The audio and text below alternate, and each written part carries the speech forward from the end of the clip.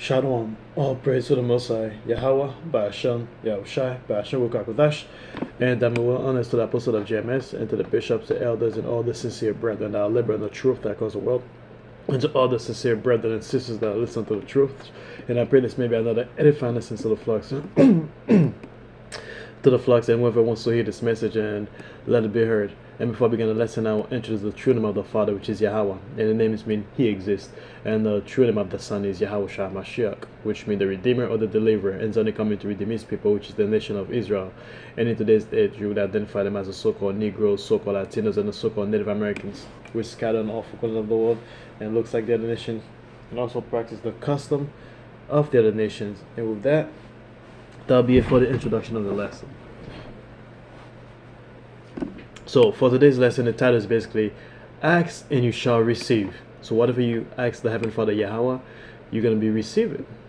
And you also have to be aware that He's not going to give it to you because when you go to your parents, you're like, Dad or Mom, can I have $5 to buy some candy? And your dad's going to be like, here we go. The most I can give it to you like that. Or sometimes when you ask your dad some money, he'll be like, hey, just wait. Or just go do your homework. Or do this and that. And you probably be like, no. You probably gonna get mad and upset because your dad don't want to give it to you right away. Likewise, that's the same way we are with the Heavenly Father. When we ask the Heavenly Father for something, we expect the Heavenly Father to give it to us now. However, the Heavenly Father say, no, not now. I'll give it to you in a later time, or the time that we want it. That's not the exact time the Heavenly Father want to give it to us. Because everything has a set of time. Maybe you want it now, but you're not ready for it. Let's just say you want the Most High to give you like a nice house.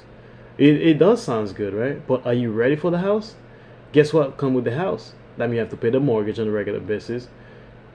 You have to keep it clean. Then the house gonna mean you're gonna have a new cars that come with it, a family perhaps. Whatever responsibilities come with it, you're gonna have to like your current self is not gonna be able to sustain it.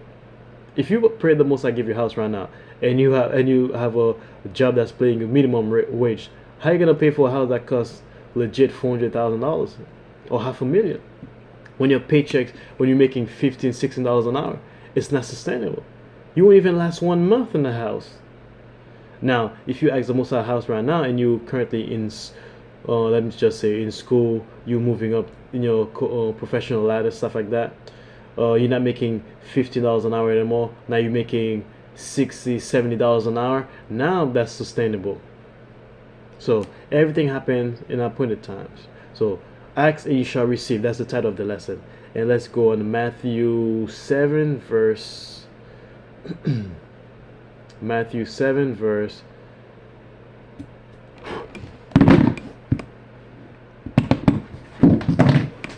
oh boys, sorry about that.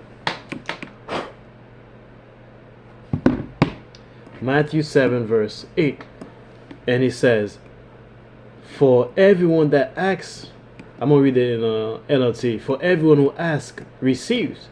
So anyone that asks the Heavenly Father something will receive it. Everyone who seeks finds. So everybody who's seeking the Heavenly Father, they're going to find the Heavenly Father. And to anyone who knocks, the door will be open. To anyone that knocks on the door will be open. And he says, you parents, if your children ask for a loaf of bread, like I was making the example earlier, if you ask your parents for like $5, or in this case like a loaf of bread, do you give them a stone? Do you give your son a stone instead? You don't do that. Whatever your son asks you, you give it to him. You don't give it something completely off, something completely different. Or if they ask for a fish, do you give them a snake? So if your son asks you for $5 to buy a candy, you don't give your son 5 pieces of rocks. Or if your son asks you for candy, you don't give your son like a chicken or something that's completely off. Or of course not. So if you sinful people know how to give good gifts to your children, how much more would your Heavenly Father give good gifts to those who ask Him? So basically, if a sinful person can give something good to their own kids, how else do you think the Heavenly Father gonna do? Who's the Most High?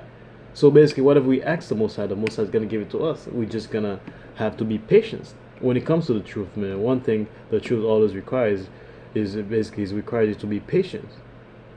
Let me see. What verse I was gonna read.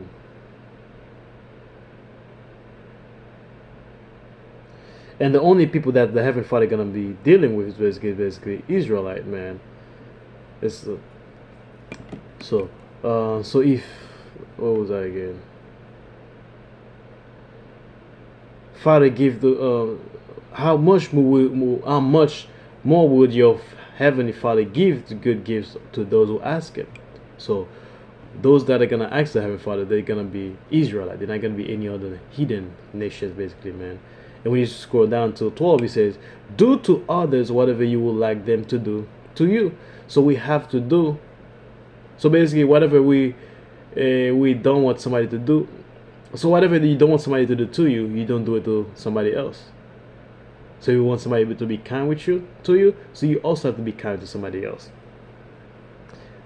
This is the essence of all that is taught in the law and the prophets.